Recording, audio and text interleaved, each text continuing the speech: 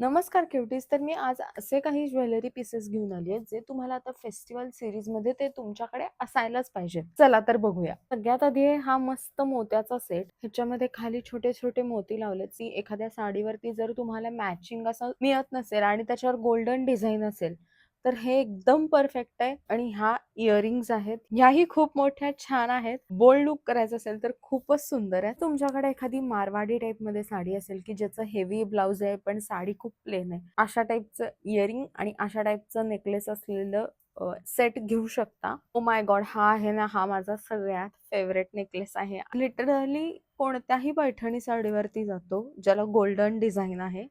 तर हा असा नेकलेस आहे, हे त्याचे इयरिंग्स आहेत. शक्यतो आपल्या सगळ्या साड्यामध्ये पिंक नाहीतर ग्रीन कलर असतोच, त्यामुळे हा एकदम परफेक्ट जातो. दिसायला खूप देखणा दिसतो. हा आहे हा लॉंग नेकलेस.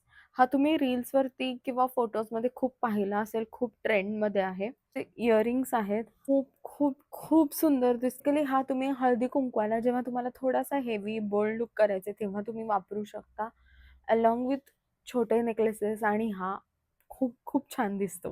गळ्यात ऑफबीट आहे कारण की हा आहे ऑक्सिडाइज नेकलेस. ऍक्च्युली हा तुम्ही कुर्तीज वरती वगैरे पेअर करू शकता, साडीवरती पण पेअर करू शकता. इयरिंग आहे, खूप छोटस गोल्ड इयरिंग आहे. सिल्वर बॉर्डरच्या ज्या साड्या आल्या होत्या त्याच्यावरती ऑक्सिडाइज ज्वेलरी खूप छान दिसत होती. आणि ऑक्सिडाइज ज्वेलरी कलेक्शन तुम्हाला माझं बघायचं असेल स्पेशली फॉर नवरात्र तर मला कमेंट करून नक्की सांगा. भेटूया पुढच्या व्हिडिओमध्ये. बाय.